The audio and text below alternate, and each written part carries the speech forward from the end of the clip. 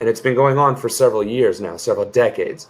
I could argue that it's been going on for several millennia. The fact of the matter, however, is that this administration chose to follow through with a 1995 resolution that declared U.S. foreign policy that Jerusalem is the capital of Israel. But for the past 20 years, it has been deferred because they did not want to cause strife and violence in the region, which is exactly what happened. Now, that being said, just because the United States believes that the capital of Israel should be Jerusalem doesn't mean that Israel or Palestine or anybody else actually has to agree with it. That's just the United States of America saying, you know what, I'm going to stick my nose where it doesn't belong. So in a perfect world, in an ideal world, where leaders actually led and when we had actual statesmen and stateswomen in charge instead of sycophants, children, and people with more ego and nepotism than they do have sense, that is what would happen. For one, there'd be a two-state solution already, but for another, Netanyahu and the Israeli state would not have immediately ceased military operations against Palestine. Well, one thing that's really interesting is that the inability for the United States to be tried by international courts. Donald Trump's sheer ineptitude and idiocy may actually open the door for our own war criminals to be taken to task and to be held accountable. And there may actually be a silver lining to his just gross and perverse foreign policy. Now, for those of you watching on the Facebook live stream, I know this is weird because I was trying to get it to stream to several, but I don't think Jitsi allows you to do that at this time. And I'm not exactly sure how to work Be Live, but Joshua is on the Jitsi stream. So if you want to follow that, if somebody could post that into this live stream, that link, you can watch both at the same time. Joshua just asked me a question. That's why I was silent. Or Joshua actually didn't ask a question. He made a point that for the longest time, the United States has been above international law because we are the international police force. If something goes down, the United States fixes it, so to speak, right? But if we're the ones committing the war crimes and if we're the ones guilty of this reprehensible action, now perhaps the door is wide open for us to be held accountable, and not just the Trump administration, but other administrations who are just as guilty of the war crimes and stirring violence and war where they shouldn't have been. So that includes the Bush wars, that includes Obama droning, that includes the Clinton administration and prior. I mean, we could go back as far as until the United Nations was formed, for all I care. Whoever's still alive could still be held accountable. That's why Nazis who currently still reside in the United States or other places around the world are still capable of being tried for war crimes and crimes against humanity. It's just, guess what? Germany, arguably and understandably so, doesn't want to deal with it. So let's just forget it ever happened and hope they die of a heart attack soon. The thing is, justice isn't about letting people die slowly and painfully or whatever. It's about taking action when the action occurs, right? And just because the Israeli state has been a victim throughout all of its existence doesn't mean that they can't be aggressors in their own right. And in the case of the Palestinian and Israeli conflict, the Israelis are the aggressors, and we are the ones that are enabling them. That is unacceptable. That is not our role in the world, or at the very least, it shouldn't be. Now, granted, I understand that the United States has been sticking its nose in conflicts across the world that it shouldn't have been for decades. Vietnam comes to mind, the Korean War conflict, literally anything having to do with Africa or South America, and anything else having to do with Central Asia. We have no business being in any of those areas, and yet we always are. We just found out that we've been in Africa for the past 5 or 6 years doing whatever it is we're doing, probably securing natural resources from the war-torn African nations, which, by the way, are we the ones causing it? Of course, I could sit here and say we are, but without proof, it's just conjecture. So we'll just simply say that the United States, CIA, and other intelligence agencies and activities are causing far more unrest than what would naturally be occurring in the current state of global affairs. And that is the problem. And as someone who could be called to serve and to fight and to go over there and put their life on the line, I do have a problem with that. Not that I'm unwilling to fight or to die or to risk my life for this country, not at all. I have volunteered several times to go on convoy duties, combat zones, and TCN duties.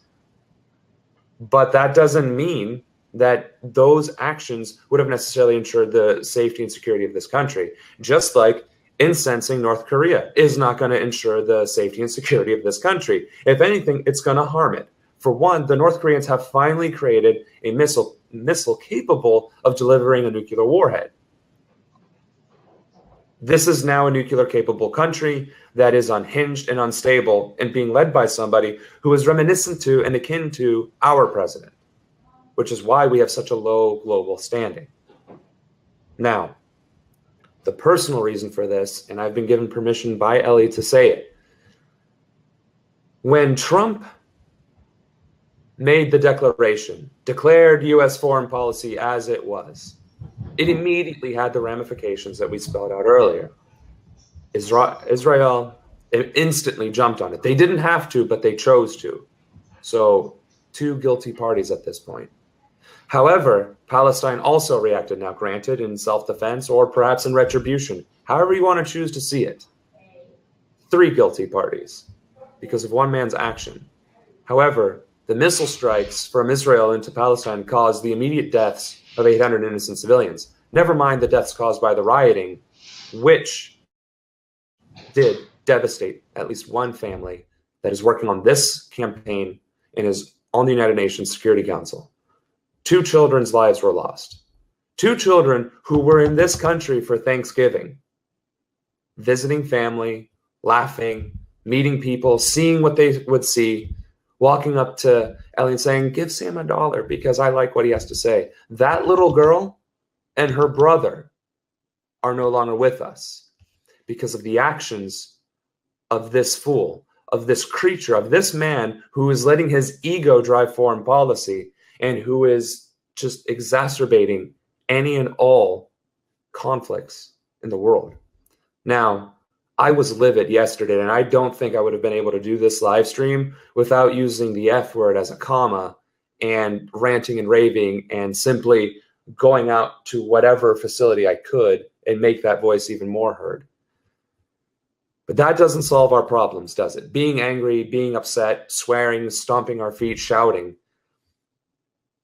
Unfortunately, the only thing that can save ourselves, the only thing that can solve these particular problems is by winning elections, petitioning our government, and replacing these creatures. And I will say the word creatures because that is what they are. You cannot call yourself a human being if you don't even have simple compassion.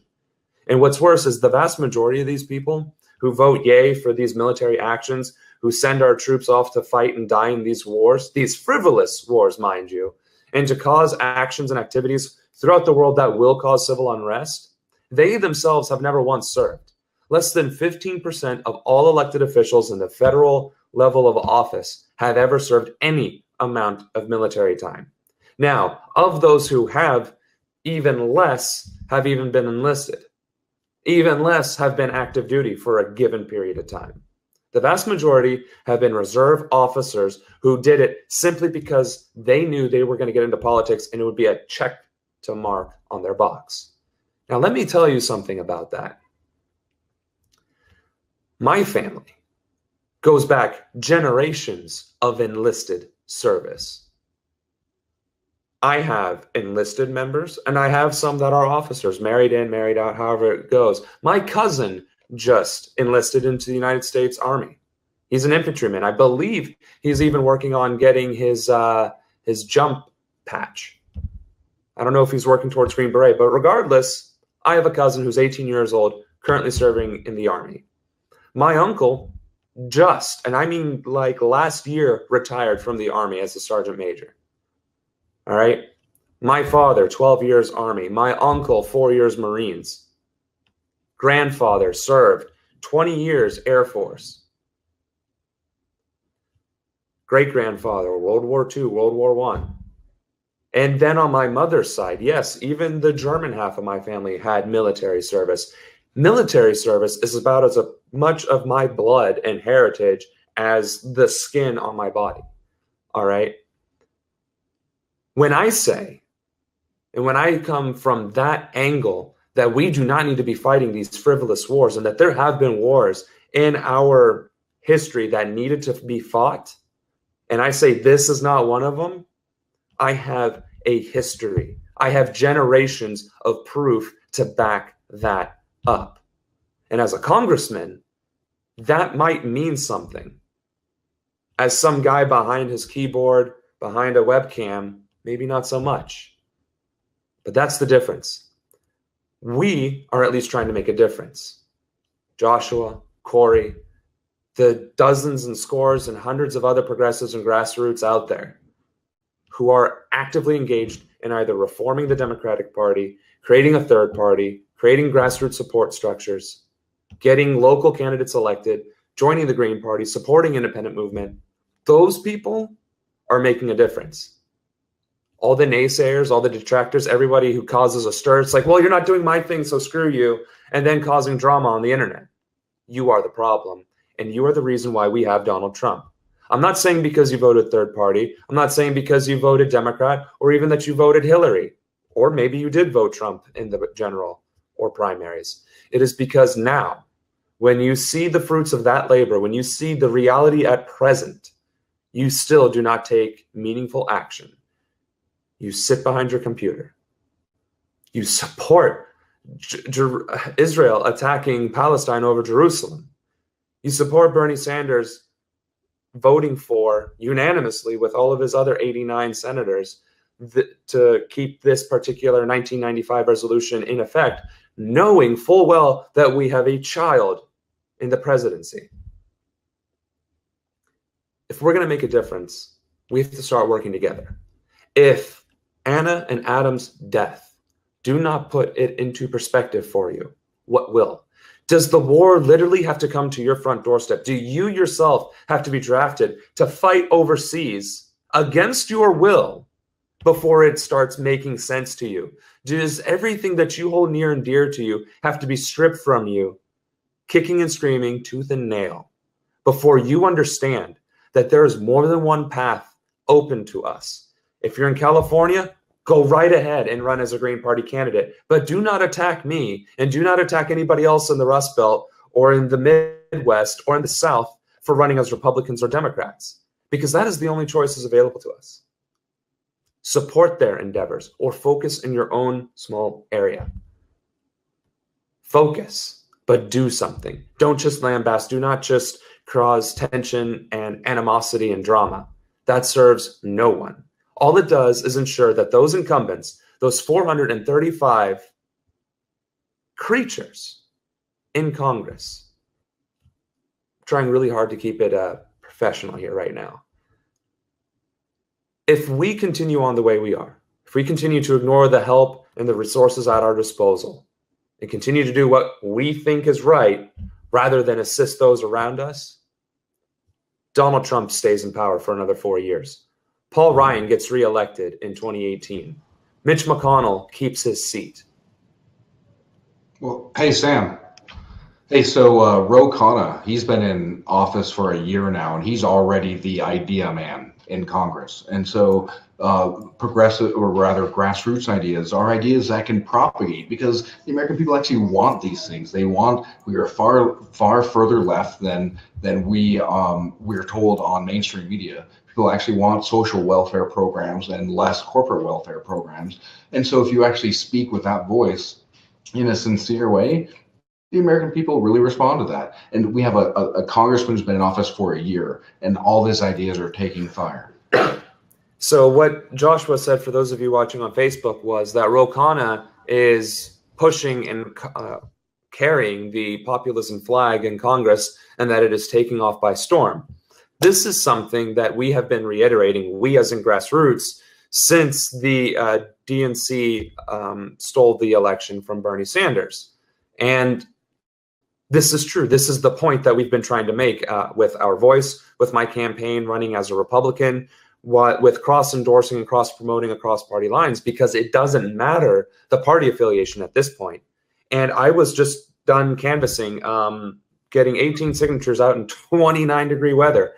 And as much as I despise Donald Trump, saying drain the swamp is what people wanted to hear. Not because they particularly are informed and understand that what's going on with the Trump administration is terrible, but that the idea of getting rid of these corporatists, of these establishment, these people who no longer care, people are aware of that fact. And it's a matter of reaching them. Fine. In my district, I have to start saying, hi, my name is Samuel Ronan. I'm running for Congress, and I have every intention of draining the swamp. Can you please sign my signature petition? And that's how I'll get wins. That's how I'll get signatures. You know what? In California, it might be different. All you have to say is, I am a grassroots progressive. Done. Sign my petition, vote for me. The matter is, and the point that Joshua just brought up, was the fact that populism is on the rise, and that is what we have to embrace, and that's what we have to push forward. However, our constituency will accept it. We can't just shove our ideas and our rhetoric and our talking points down people's throat if they don't understand it, because we might be talking the same thing. Drain the swamp and grassroots progressivism is arguably the same tactic, different terminology. And of course, one stems from a horrible human being, and the other stems from me, not us. And Sam, I like to say, know your audience, speak their language. You know, they can only understand you if you speak their language. And drain the swamp in conservative America and grassroots progressive in liberal America. And Corey just reiterated that for those watching on the Facebook. It's verbatim. For conservatives, it's drain the swamp, and for liberals, it's grassroots America. So these are the tools, these are the methods, these are the actions we must take if we want to be victorious. We can't simply say, oh yeah, sure, we'll help you. Oh yeah, sure, we'll give you money, and then do nothing. Doing nothing is what gave us Trump. 46.9% of the voting populace in this country stayed home. We need to get people out. We need to get people to the ballots, to the polls, and start pushing the progressivism, whether it's drain the swamp progressivism or grassroots progressivism. Either which way, however you have to translate it, is what we must do. And isn't that statistic even worse for primary elections? There was a runoff election just a few days ago where it had 5.45% voter turnout. The special election in Los Angeles back in February, March timeframe had a 12.9% voter turnout, if I'm not mistaken. And that was a special election. That would have been an easy win for the Democrats or for the progressives to pick up a spot. And instead, we combated each other, split the vote 5 different ways, and corporatists won. So I will transition further to this Our Voice discussion. I think that's all I can really say about needing to stand up against the Trump administration and what it requires, what it will take to win in the 2018 elections. So with the Facebook live stream, I encourage everyone to either go to the YouTube or to jump in on the call and actually just chill on it, because I'm not entirely sure there's a seating limit. So if Ellie or some of the other viewers right now could just resend that link and that invitation to both the Jitsi and the YouTube, we can move forward. I'm going to continue speaking through the Facebook live stream, but it might be a little confusing. So with that, we're all live streamed. So if you guys could introduce yourself, Corey, go ahead and start for us and show us that swag you got on. Do we have positive confirmation that they can hear me? Considering this is streaming directly from, I would say so. Yes. Perfect. I'm Corey Henderson. I'm the technical director of Our Voice Initiative. And this is Josh Cameron. He's one of our national leaders. And I've been working in all the free time that I can muster outside of working and family because I'm a technology guy. I'm a nerd. I'm putting everything that I can into how can I build a process that makes it easier for Americans to engage in a civil manner. And that's why I'm working on the mobile app. That's why I'm working on, a consolidated way to be able to see who represents you in all offices in the same way across the country. And I'm getting pretty close to what I would consider an outside of beta release of the app. I don't have a time frame, but it's within grasp. And my goal is to have this out and battle tested, to work out all the bugs before the 2018 primaries. Because I want people to be able to use an app to engage. Because I know not everybody can go to the caucuses, and I know not everybody, even knows what's what with that. Ask any random American about, how involved are you in politics, and the answer is almost always not at all. And we need to change that. And if our growing millennial population is glued to their phone, then we need to put it in their phone. Well, it's again coming back to your point about speaking their language. If I consistently tell you to conform to my ideas, that's pretty self-important.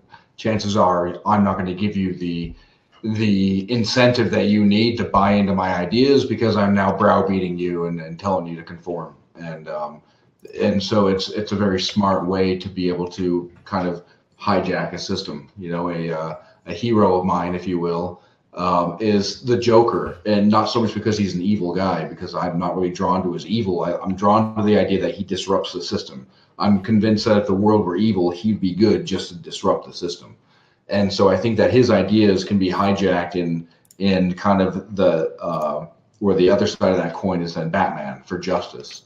And so you can have action to disrupt. And right now, that's what I think Our Voice can really do, is provide that disruption. And in that sense, that's why I typically show up to protests with an American flag and a bullhorn, because I'm trying to ping the system, trying to cause these disruptions to get people to, it's like, Milhouse was trying to get somebody distracted on The Simpsons. Look at Bart, he's doing stuff. Look at Josh, he's doing stuff. And then if you see my Our Voice swag, where I guess right now I'm wearing Cannibal Corpse, but if I'm rocking the Our Voice swag, then we really, I hope I can draw people to these ideas and to these mechanisms that I think that can be expressed in a manner which helps us regain our democracy, if you will.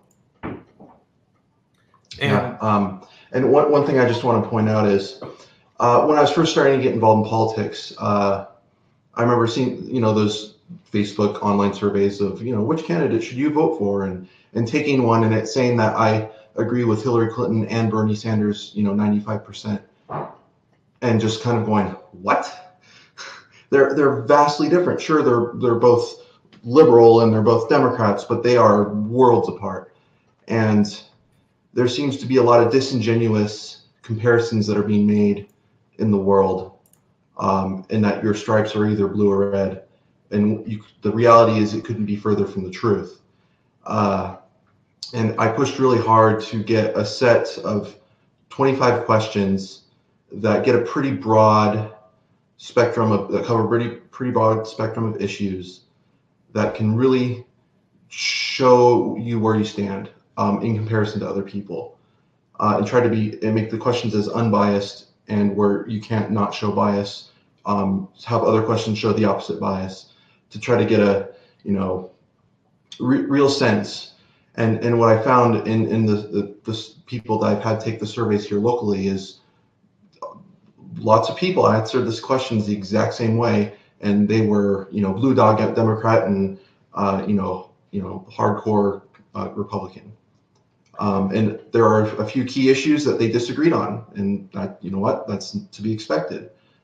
But for people to have such similar values and then hate each other over just so few things, and then draw a line in the sand, and then we all lose because of it.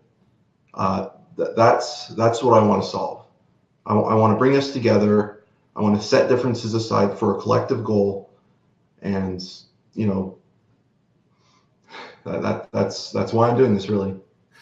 So with Our Voice app, I know we're doing this the stream through this Jitsi software, and I certainly don't know how to use it well enough to do a share screen or anything. But if there was a way to figure out how to do it on OBS so we could all have a nice conversation, we could talk about the other thing we're building, which is the candidate directory. So one of the things I really wanted to bring up when talking about Our Voice in the app, I think most people understand, have the gist that it's a canvassing app, that you can go there, you can knock on doors, you can get people to answer these questions. But why should someone just download this app and just arbitrarily go and start knocking on doors? How can they do it with some sort of greater meaning? Who can they find to support in their in campaigns or in grassroots efforts? How would they even go about doing that?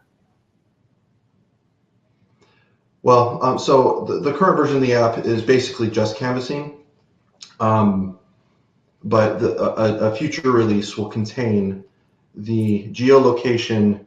Okay, this is where you are. These are the offices that represent you, and here's who holds these offices, and here is with our directory that we have on our website, who is the challengers. Also, when people sign up with our directory, they answer those 25 questions, based on their beliefs, and then the app will rank the candidates based on how well that they matched on the survey.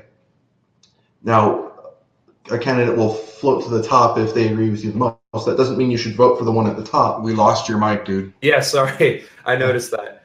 It doesn't mean that you should automatically vote for the person at the top, but it gives you a pretty good quick glance of, oh, hey, here's your state rep. Oh, wow, he answered the questions 38% similar to you.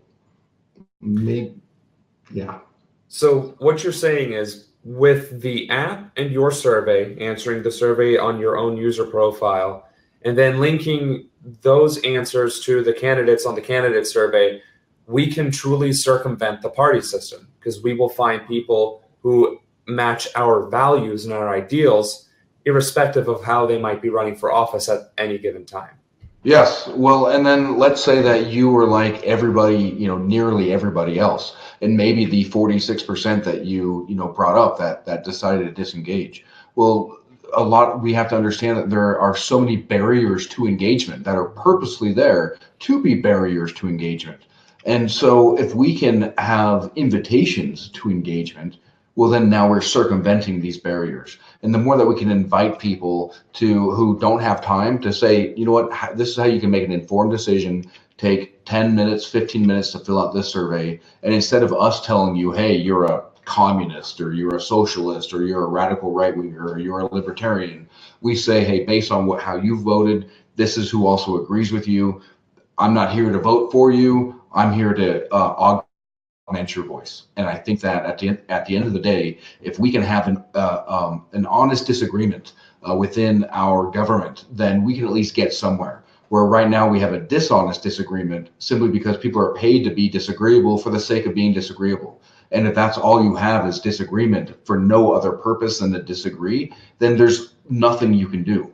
And then on the flip side, we also have another faction that just seems really willing to want to just sit on their hands and do nothing, just kind of watch it go and wag their finger. Well, we shouldn't be doing this because this is what adults don't act this way. Don't you know that this is not class?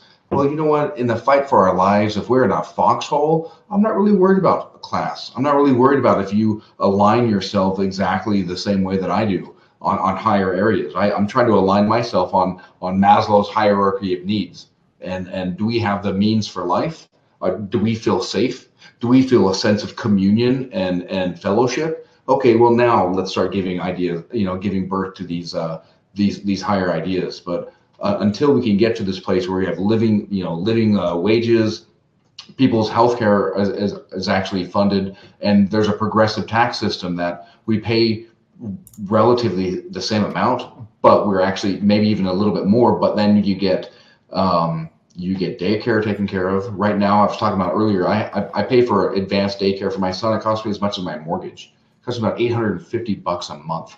that's crazy. That's a lot of money. And there are so many barriers to engagement at every level to be able to educate yourself and be smart enough to question your place in society and to actually strive for something more. And if we can augment that and help you reclaim your voice for our collective advancement, our voice, and I say at the end of the day, that's a damn win. And I hope that I can help with that.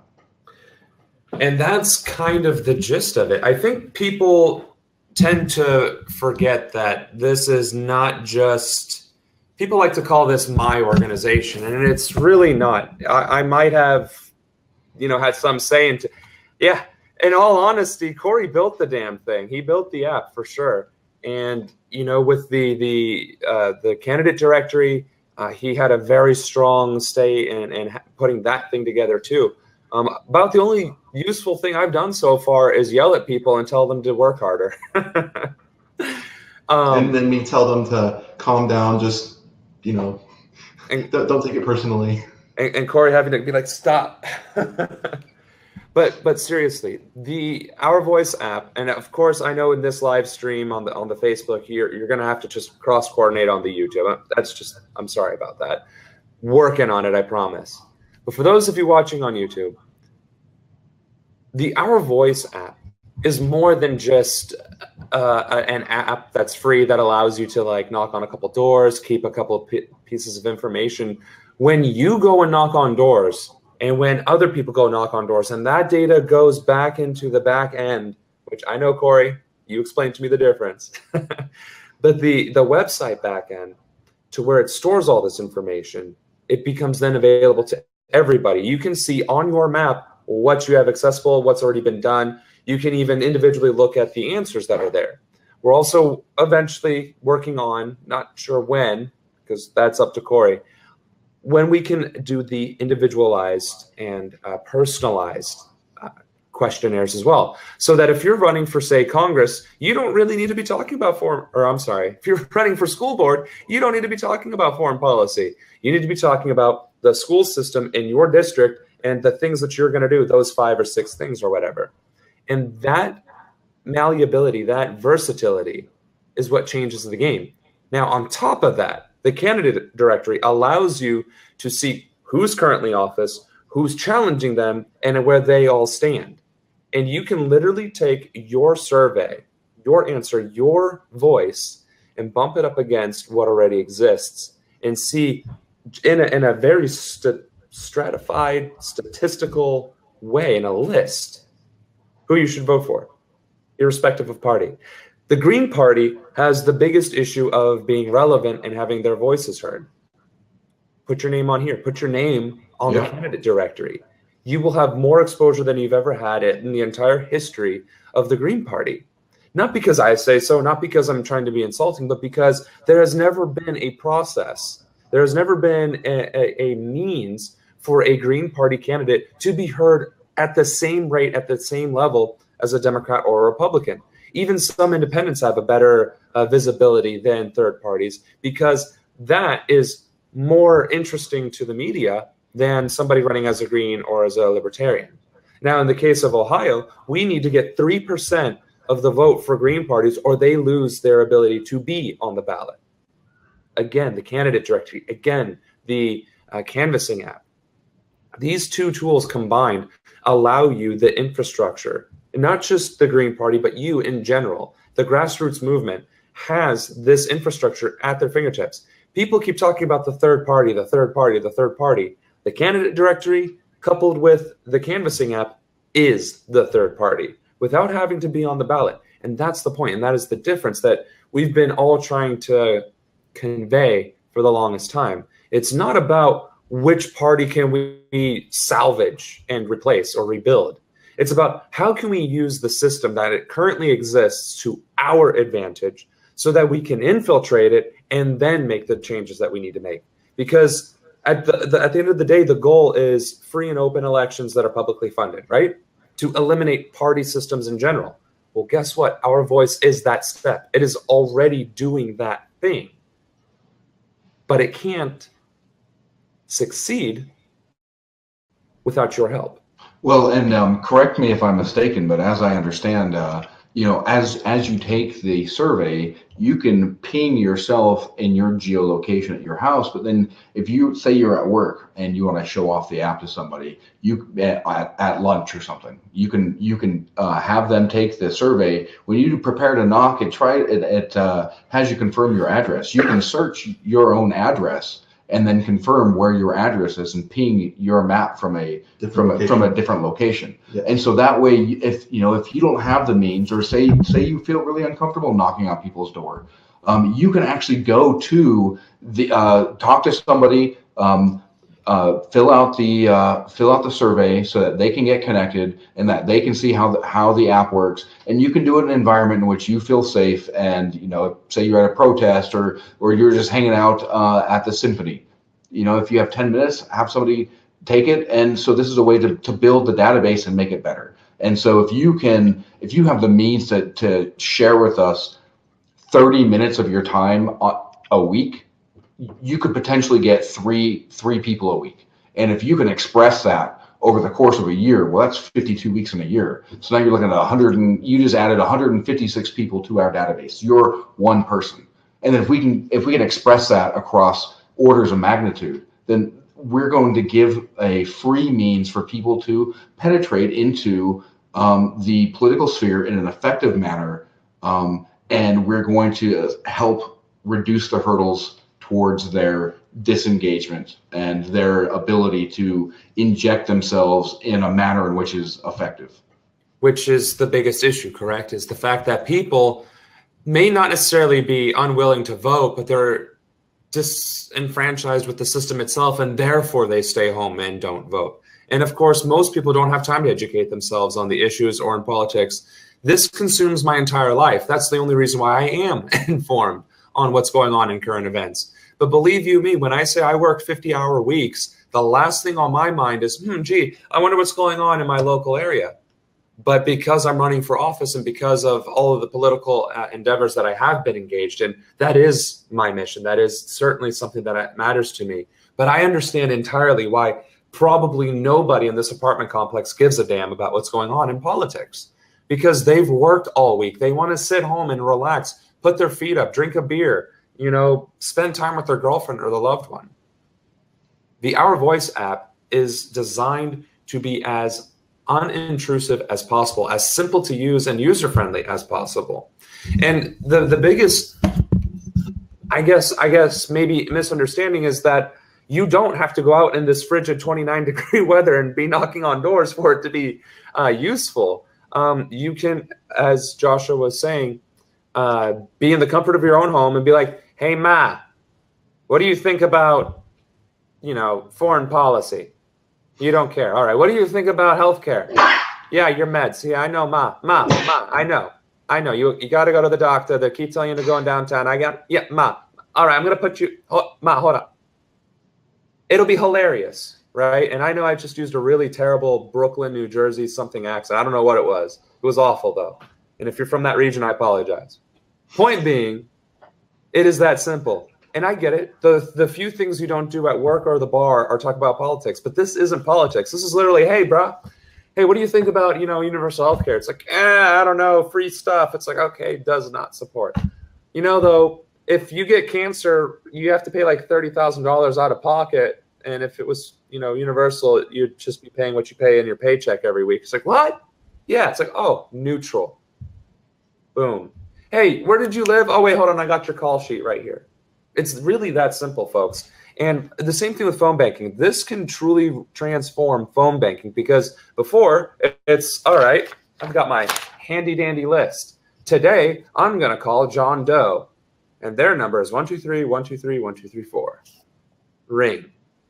Did not pick up. Damn, that sucks. Well, with the canvassing app, you can now put in that address, hit the yellow beacon, or hit the enter, and it's a yellow beacon, which tells not just you, tells everybody in the country and arguably the world, because it is a geolocation app. So it's literally, if you're on planet Earth, you have access to this thing, that somehow, some way, somebody tried to contact this person and hasn't gotten through to them. So if you're in California with nothing better to do other than call people in Ohio that have a bunch of yellow markers, go for it.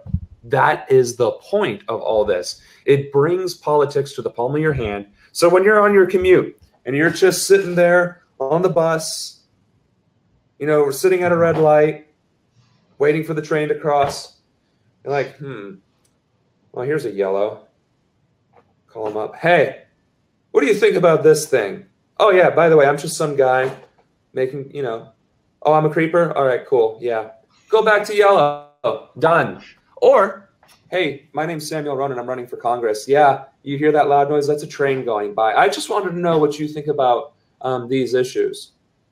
Is now a good time? Boom. It is literally that simple. And if you were on Facebook, you just got a really close up on my ear. So let me know if I need it. Point is, the app is meant and designed to be user-friendly and easily accessible anywhere. If you have data, you can use it and you can make a difference. That is how simple it is. Now imagine when NPG Van and Nation Builder cost thousands of dollars a month to use, and then you don't have access to it unless you steal the data through Excel exports. Then how good is that data to you?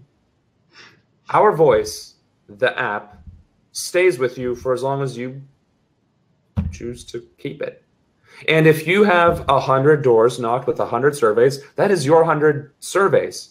If you knock on 1,000, it's your 1,000. If you knock on 10,000, it's your 10,000.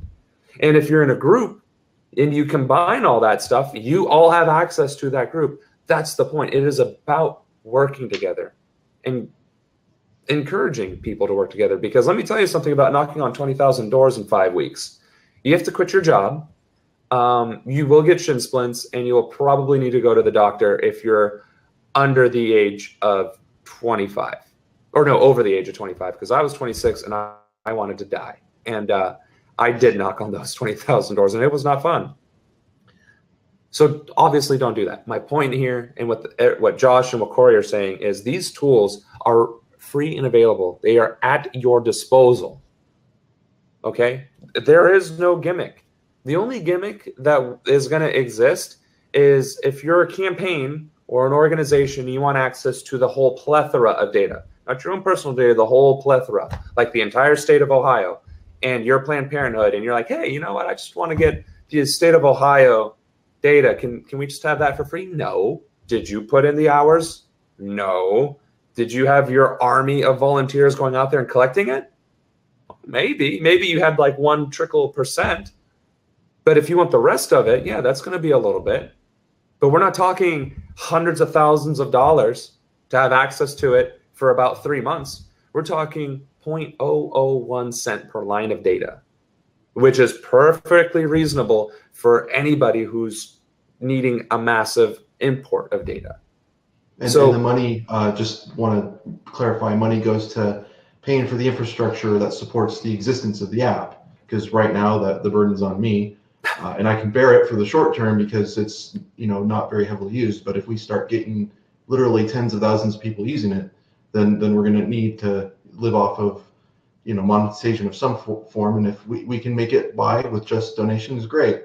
But if, you know, we need to do, you know, customized reporting for a small fee to keep the app afloat, then, you know, that's what we have to do.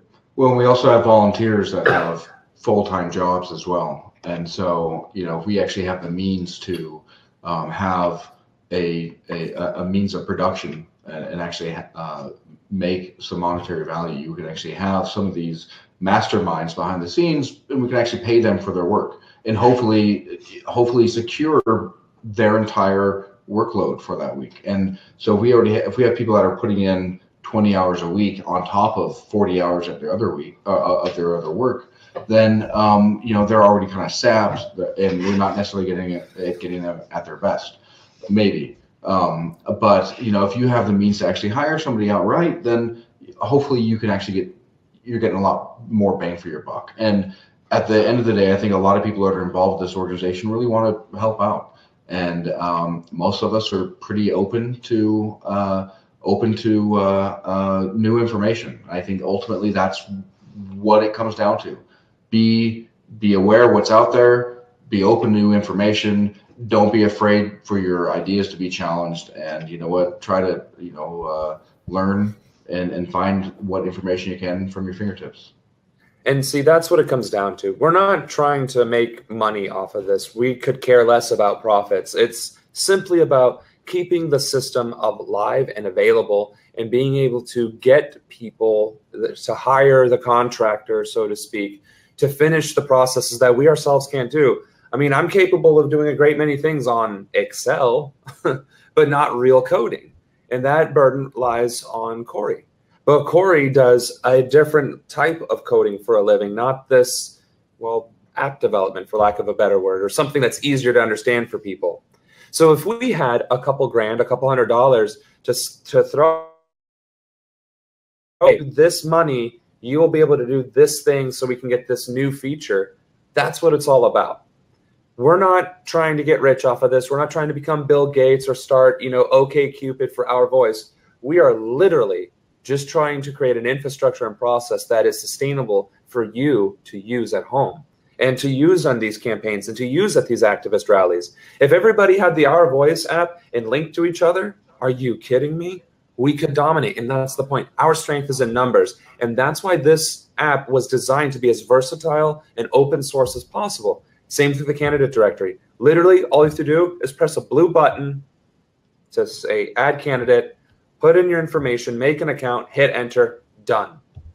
To sign up for the app, you download it on your phone, you sign in through Facebook or Google Plus, done. You can start knocking on doors like that. It is a two-step process. Download, log in, go.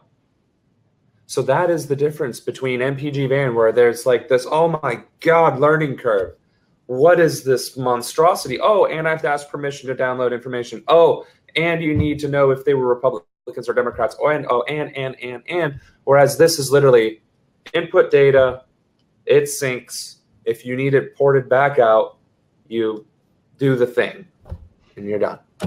It's that simple. Later on, we want to create turfs. We want to be able to do mass exports, and we want to be able to do mass data collection. Yes, that is something that we want to do eventually. But for now, it's on us. And that's fine, because a lot of us seem to have a lot of free time. Now, granted, a lot of us have free time in Ohio, but it's 29 degrees outside. Nobody wants to go out there and knock on doors, least of all this guy. But again, all you have to do, oh, my phone's right there, duh. All you have to do is pick up your phone and call people or text them and be like, hey, what do you think about this? And then put in their address and hit enter, and that's done. If everybody who was watching this and everybody who shares this and everybody who then watches it again and proliferates and shares and whatever, if everybody who even hears about this spent, what Josh said, 30 minutes a week just surveying people. And I'm not saying, question number 1, do you give a damn about this issue? Question number 2 of 30 or 25 in our case. That's not what I'm saying. I'm saying literally, hey, Jimmy, hey, yeah, I heard you were talking about something the other day. What was that again? Oh, yeah, the universal health care. Hey, 3 things for you. Universal health care is a right. We should make it inclusive with medicines. And if you're old or a child, you should have free health care regardless of anything else. What do you think about that? On board? Hell yeah, brother. Sweet. Hey, yeah, sorry, I just wanted to bother you real quick. All right, gotta go. Done. That is exactly how quick and easy this can be. And I don't understand. I understand the complexities of canvassing and door knocking, and it's not everybody's deal. No arguments there. But you can send out an email list, like a spreadsheet or a list of questions. Hey, what do you think about these things to all your friends? You don't have to be in person. The fact of the matter and the point is that you get the data and then you put it in and then it goes to everybody. If you want people power and if you want grassroots to win in 2018 and beyond, this is how we do it. Hey, we got legal opinion that candidates themselves need to fill out the questionnaire. However, because I have done exactly that and created an Excel version of the drop-down list. So I would actually be able to send that out to end users. Like if I were, let's say theoretically able to connect it to the white pages and send it out through an email address that could handle that sort of influx. Would that be a way to be able to crowdsource and start pinging? Is that possible? Absolutely. So what we're doing right now with incumbents is uploading incumbents because that's publicly available data. That's not something that we have to ask permission for. It's there. When we put candidate information, like let's say it wasn't me who was doing this and I was just somebody else running for office, and all of a sudden it's like, hey, did you go to Our Voice real quick? Go to this candidate directory thing. They have you on there. That can cause some problems, but one of the features is to claim your listing. So if somebody does put you in, such as a campaign manager or some fan of yours, you can go in there and be like, yeah, no, I don't like tapioca pudding, and I'm not much of a lizard person. But I tell you what, I do stand for these things, and I'm certainly running in Kansas. Yeah. Yeah, I like Sam, we should note that listings only show up if we approve them, so we need to make sure that our staff does a good job of not posting lizard brains. Exactly. The other concern is that, well, if anybody can just post something, then it's laissez-faire, and what about the corruption of data?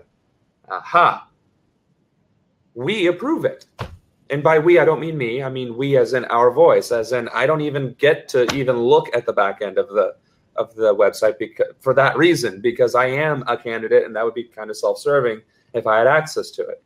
So it's literally everybody else in Our Voice, and actually it's only Corey and the other web designer who has access to these things. And it's not like, haha, we're gonna control who's on the database. No, we just really want to make sure that somehow I don't think Rasputin, Mussolini, Stalin, Hitler is a real person.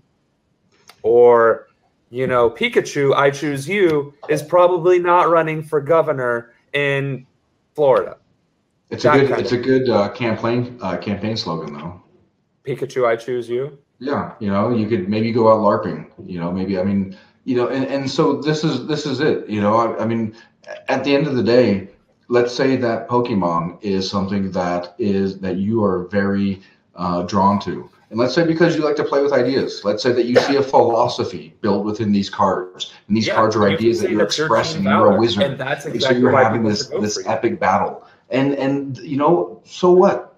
So what? Who am I to like? There's so much worse things. And if I can augment somebody who actually has reasonable ideas to run for governor or run for school board, and they think Pokemon's badass, well, fuck yeah.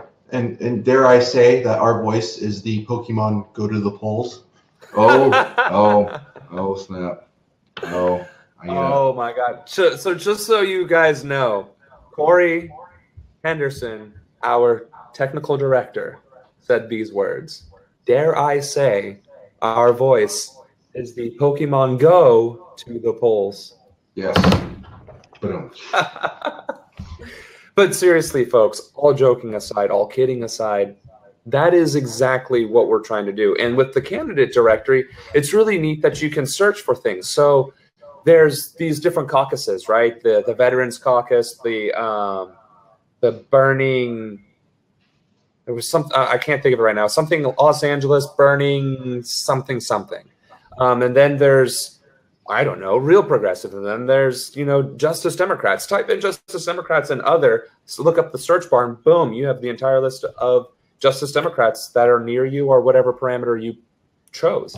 So to the effect of the joke, say you are a huge Pokemon fan. You're like, you know what? I wonder how many candidates actually admitted on a public internet forum that they care about Pokemon. So you type in Pokemon, you hit enter, and you're like, damn, that is more than zero. And you see all the cool Pokemon Go people. And then you see my name with Valor next to it, and you realize, oh, this guy, he's for real, because Valor, they don't mess around. They go out into the boondocks with a 9mm, 2 clips, and a freaking bottle of coffee, ready to go catch themselves some Pokemon. All right? They are ready. Yeah, those. Anyway, I'm not going to prove how nerdy I am at this live stream. Suffice to say, folks. Yeah. I already did, didn't I? That was like 3 minutes ago, by the way. 3 years ago. Either way. Hey, I'm a very versatile millennial. Okay, get you someone who can run for Congress, help set up an organization, be in the military, and play Pokemon Go, level 30 valid. No big deal. So on Facebook, somebody real quick asked, Ryan Laurie, where's this directory? ourvoiceusa.org/candidate-directory. And again, what we're working on right now is uploading all of the incumbents that currently hold office at the federal and state levels. I don't think we're going to be able to get the local levels because there isn't a really intelligent way to figure out who these people even are, but to also mass upload it. That would be several 100,000 positions. But we will be uploading the House, Senate, and then the state assemblies, state houses, and state senates of the respective states as well, which is amounting to being around 5,000 or so names. So you'll be able to see and how to contact your current representatives. And that's the point too. So when you run against them, when you challenge the incumbent in their primary or against them in the opposing party, you can be like, aha, this is me, this is them. Put it together, and you can even start using it on social media, because the cool thing about the candidate directory is not simply that it puts your name out there. You can share it to social media, and whatever graphics you put on there shares as its I'm not sure what that's called, but like you can export your own graphic into the social media stream, and you can comment on it, you can rate on it, you can suggest people to check you out and to check others out. It is a very immersive and interactive directory. And that, I think, is probably one of the coolest things about it is, even if there is a listing of candidates or people currently sitting in office, there's very little way to interact with them or to share that information. I know, because I've been looking at all 50 states, and they are boring and very difficult to navigate, for one, and for two. And they are all different. And they are all different. There's no uniformity. Oh, my God. The military in me just had a heart attack when I was like, how do I just... Anyway, the ability to view and to customize and to share and to collaborate and to network is significantly easier with this candidate directory, which is the point. So if you're one of these people that have 3,000 people on an Excel spreadsheet, email them to sam@roninforcongress.com. And consider the fact that, you're running for House, so that's going to be a 2-year commitment, which effectively right now is a 1 year where you sit down and do stuff, and another year where, not necessarily you, but proverbial you, and another year where you campaign. And so if we have a means to have people add individual houses to this database, and you can have a mass aggregate of this information for somebody who's already in the House that says, look, this is how I voted, this is how I show you, or this is how I took this test, this is how I've actually legislated, and tit for tat, I can show you, and based on how I have filled out this quiz and how I voted, I match for 92% or 37% of my district. And so we can actually have a means where hopefully we can get a little bit more towards a parliamentary, if nothing else, a 6-week campaign system where we don't have this gross campaign machine that just gets consultants paid. And so we're only hearing consultant talking points that are so far removed from working class, grassroots freaking needs. And we actually propagate grassroots, working class, true populist ideas that help people, help our educational standards, and help our way into the freaking future, man. Because right now, if we're choking out our ability to learn, do you really think that a bunch of dummies are going to be the world leaders for very long?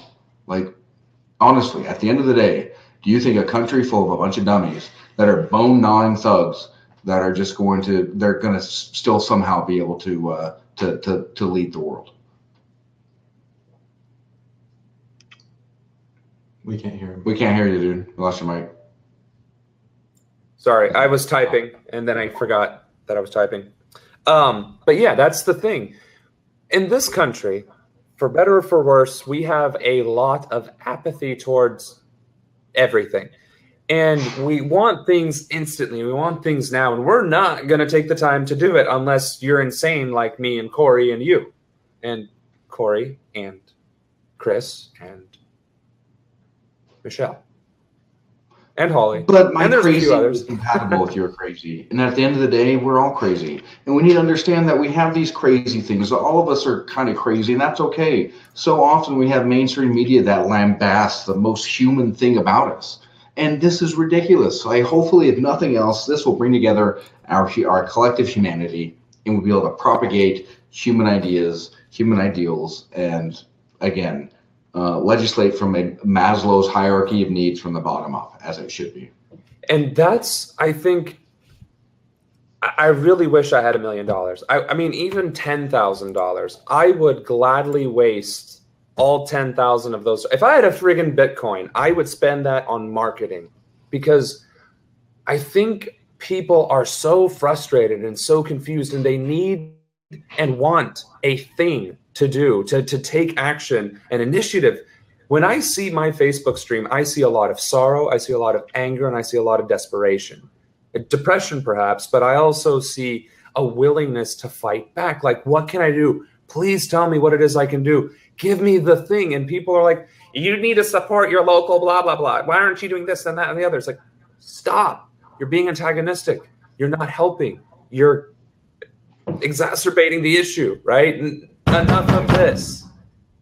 There are things you can do. It's very simple. Pick up your phone, download an app, and ask people things. That is the thing that you can do. Information is key. Information is everything.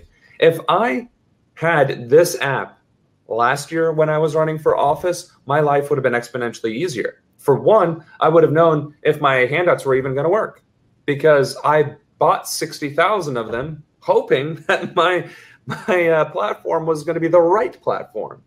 Now, hindsight being 2020, it was. I just had the wrong label next to my name.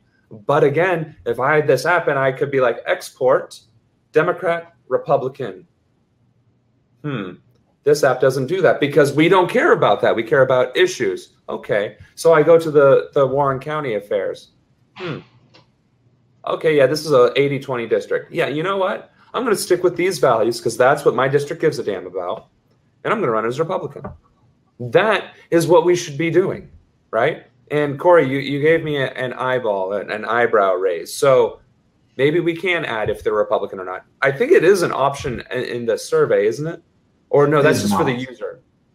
Whether or not we add it, well, I certainly don't personally care whether someone's a Democrat or Republican, and that kind of, I try and make that show in the app as I code it. But maybe that is useful information just in general that I dismiss out of hand because of my bias against the system. Well, I hear you. So we can hash that out as a team to see, what improvements we need to make to that survey. Because right now the survey is just the questions. It doesn't ask for any metadata. It doesn't ask for their name or any contact information. And I know that we did want to add that. So what political affiliation would be part of the metadata, and of course optional.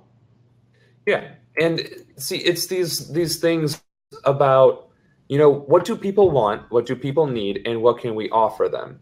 And what I've found is that when I showed this app to people, they're like, well, it doesn't do this, so I'm going to continue spending hundreds of thousands of dollars on NPG Van. And I'm like, okay, I mean, I obviously can't make you not use NPG Van and save you lots of money. But how do you think NPG Van got started? It probably started off as a good idea that got taken over by a bad idea and became this money grubbing thing. That's reality. But we can't get the magical thing unless we get the resources and the people to help put it together. And that's where the collaboration comes into play. So that's just one of the feedbacks that I got was, well, what about the party affiliation? And it's like that, again, I don't care. It doesn't really matter to me either, but it might be one of those extra, hey, would you mind telling us what party affiliation you are? And this is the craziest thing. So on my list, I printed them out specifically to show me who's Republican and who's Democrat. And then I only printed out the Republicans so I can, get them on my list. Turns out this one guy was a Democrat. And it showed that he voted the past 3 years somehow as a Republican. He's like, no, I'm a Democrat. Clearly, something in your voting history begs to differ, but so be it. These nuances, these little differences, it goes back to what we were saying earlier, is you have to speak the language. And people in general don't associate their values with a party. They associate the party with their heritage, with their, their identity. It's identity. Yeah. Well, and it's an ineffable thing, which is why when you ask somebody, well, why do you vote with your party? There's usually no real coherent idea. It's just this ineffable thing that nobody can really put an exact fine point on. And because it's tapped into your feelings, which is also why when you question somebody on this ineffable idea, it then reminds them in an unfortunate way that they really don't know what it is they stand for, and typically get angry, and then we get nowhere also. So I actually like the idea that it's not, that we don't have the party affiliation. I think it's just as easy to turn around and then Google if you really are that concerned. I would rather our voice be just simply say, look, these are the candidates that support your values. Take it or leave it. If you are so smitten to the party structure, and we're not going to reach you anyway. Well, then chances are we're not going to reach you anyway. And then also you can take an extra 5 seconds to hit your little Google microphone and say candidate such and such, which political party or whatever, and it's going to pop up. And so, I mean, it's not going to be that hard, and you still have that information at your disposal. And I like the idea that we are challenging that the parenthetical letter somehow represents values, because it's nothing more than this vague. If we put hope on the ballot, oh my God! If we lead with our values, like what? I mean, what does this mean? Well, on that note, I mean, we just saw the Unity Commission and Nomiki Konst, bless her heart. I mean. Dude, Nomiki. Wow. I mean, I have a mic, I think, that I use as a prop, and I need to find it so I can drop it somewhere, because that's what she did. Dude, it was amazing. It was, and you know what? A part of what she was saying was what I was saying in the DNC chair race. She just happened to be on the commission and was able to just hammer that sucker home. And when she was there, it brought a tear to my eye. It brought a literal tear to my eye. But here's the thing. What did we see? We saw then, as we're seeing now, not just in the party, but in politics in general, these people do not care. They don't. And I could of 30,000 signatures that I could put on the desk of my current congressman, and he could just throw it on the ground and not give a damn. Because that is the strength of our petitions, unfortunately. If it meets a certain threshold, okay, great. There's a threshold that we can achieve. 100,000, 300,000, great. We reach it, but guess what? Those have to be verified. So if you put out 100,000 signatures to the dot, all they have to do is say, that one doesn't count, and your entire petition is thrown away. All that work is for nothing. This app and this directory says, okay, you want to play those games? So will we.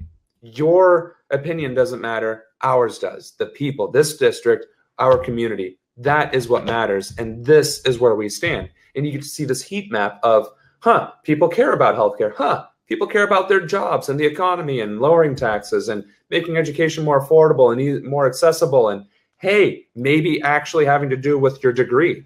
Who'd have thought going to college and learning about 13th century literature when you're becoming an aerospace engineer is irrelevant to you and doesn't give you any industry experience whatsoever? Because let me tell you how useless that class was to me.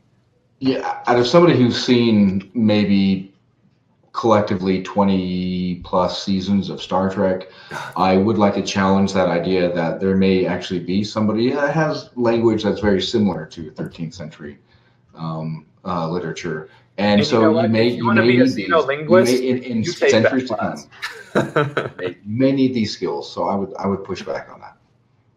Fair enough.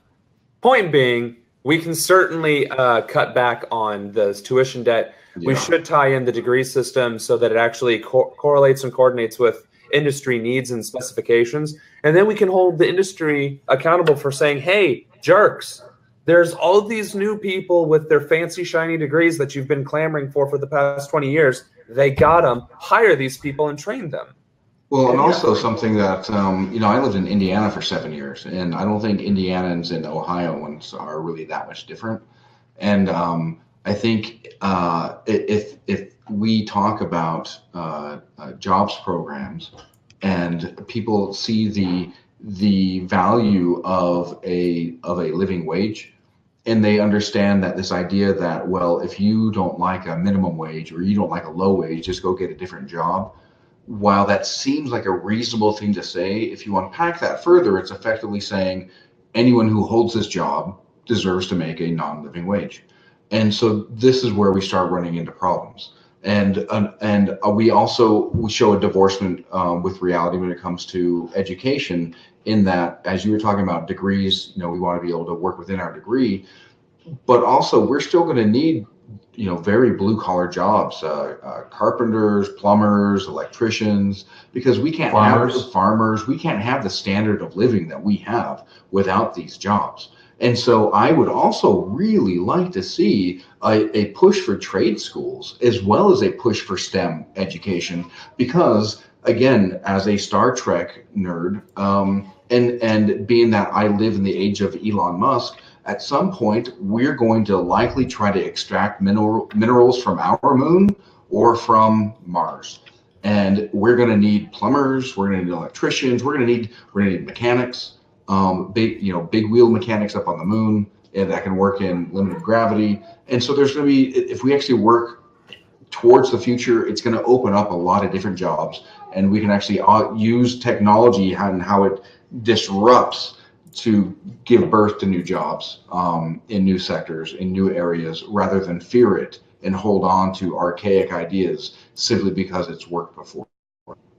And see, that's one of the things that we're doing in the campaign, regardless. Now, that's not just, to spout or tout the campaign, but a school to work program, and specifically in the vocational schools. I mean, my brother is very successful for being a 20-year-old simply because he's doing an electrician apprenticeship. He's getting his journeyman in a year or two, and he'll be able to make $26 an hour as a 21 or 22-year-old. That's ridiculous. So yeah, a lot of our evolution and a lot of our reforms that we need to enact are only going to be possible if we get those people elected. And the only way we're going to get them elected is if we can circumvent the systems that keep us down. And the candidate directory and Our Voice app is the most direct means to that path. Did you guys fall off? I'm seeing some connectivity issues. Okay, I can at least hear you still, so we're good.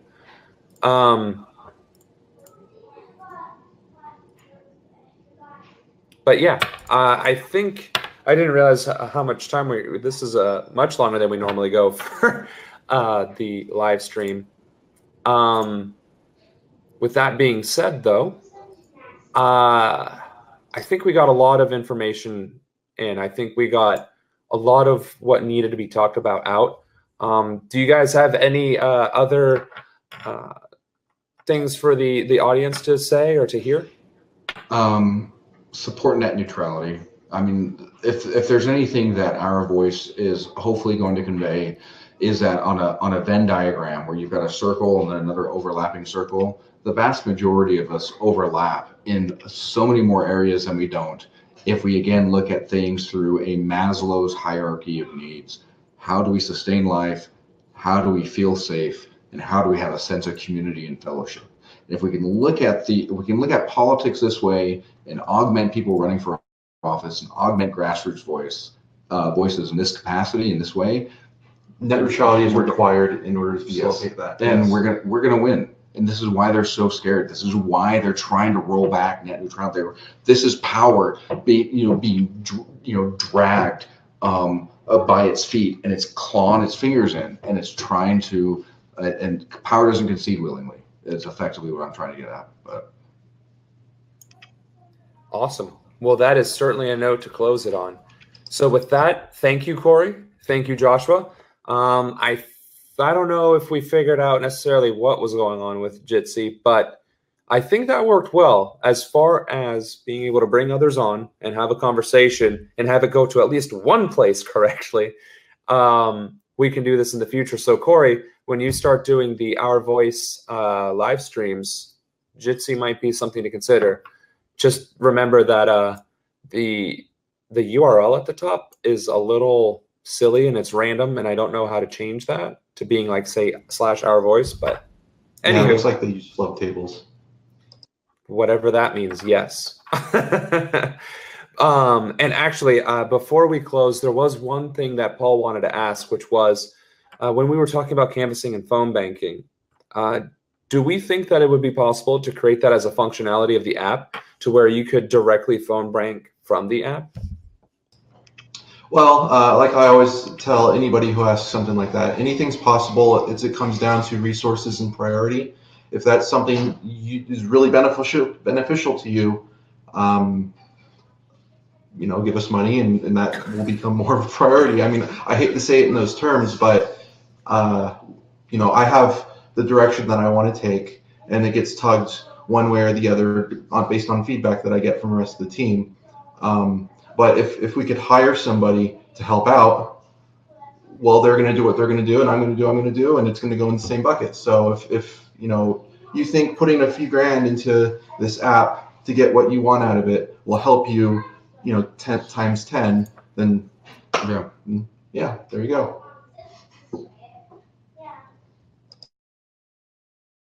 All right, I thought you were going to go a little bit longer. I just wanted to respond to Paul real quick. And actually, so since the question is already being asked about why can't we just upload candidates to the directory outright, and then just have them live and then have them accept it, would that be the same concern for call lists? I'm not sure. Again, putting someone else's information into the candidate directory comes back around to a legal and perception issue. And I kind of want to say the same thing here, but I haven't really thought about it, so I'd have to get back to you. Fair enough. Then I guess we can. I mean, there's 5 more minutes until the half hour. Let's just do 5 more minutes of Q&A. I'm sure there's been a couple. Maybe one question that's something that's been tickling the back of my head, if I may ask a question, is can we create surveys that we, like you see, instead of Act Blue, Our Voice, where it says, hey, take 10 minutes, take the survey, and ping in yellow circle your information. So, help democracy. And hey, if you have $3, throw $3, and have it kind of just pop up to a. So custom surveys with your own questions? Can we do that? That can be done. Where it becomes difficult is enabling it at scale, which is why it hasn't been a priority. I wanted to get the system in place first before we tackle that, but that is on the long-term goals. Okay. Now, one thing that you kind of mentioned Act Blue, one thing Our Voice can do is with the candidate directory, you could put your, say, donor link in as your website, and then you could share it from there as your profile. Now, as far as being the intermediary donation, whatever, that could very well be a down the road kind of thing, because if we're already asking legal questions, like that is a legal question. And it's not that I have anything against being a money handler for the organization. It's merely that if we're gonna do it, we need to make sure that we're doing that right. Same thing with the political consulting. We want to be able to help people, but we also don't want to extend ourselves, right? That's why with Our Voice Political Consulting, we're really just trying to make the digital templates and get you off the ground. Something that shouldn't take more than an hour of someone's time taking into consideration to make it happen. Otherwise, we can't promise to help fundraise, and we certainly can't promise to do social media streaming for you or canvassing at that point. That is also way down the road once we have that steady influx of resources.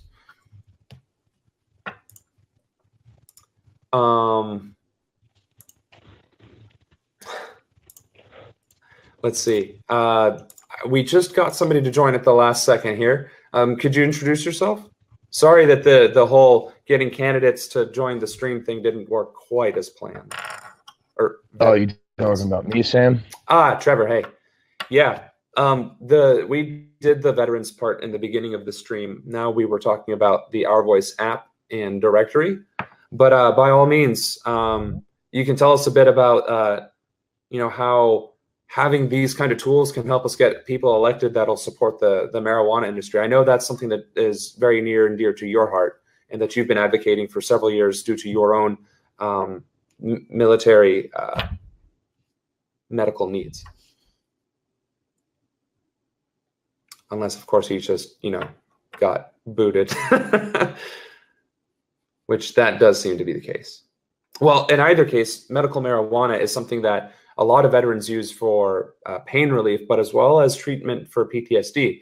Now, I don't have PTSD and I do have pain, but I'm still in the reserves and I still get tested. So I couldn't use it if I wanted to.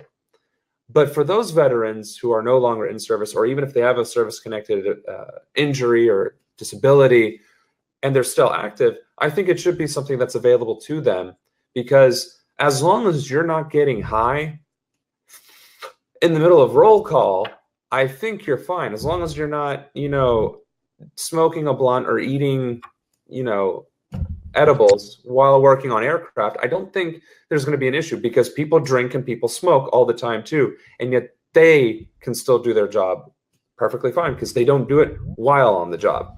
And if you're stupid enough to drink, smoke, or get high on the job, that's on you. So with the legalization of marijuana, it's something that really does benefit the troops. And for everybody who has their yellow ribbon on their car or their door, that's really something you should consider supporting. So, Trevor, we'll work on those technical issues. Joshua, thank you for asking those questions. The more programmers we get, the more funding we get, the more visibility the app and the directory get, the better off we will all be in the long run, because then it can become the standard that helps, promote and proliferate these grassroots efforts. And that's what we want to do. That's literally all we want to do, is provide a service and a support structure. So, ladies and gentlemen, thank you for being on the live stream. My name is Samuel Ronan. I'm running for Congress in Ohio's 1st Congressional. Corey Henderson is with us, and so is Joshua. I don't think it's Adjutant is your last name. What's your last name? Cameron, just Crooked Nose. You can call me the Crooked Joshua Nose. Crooked Nose. Thank you all, and enjoy the rest of your night, and we'll see each other next week.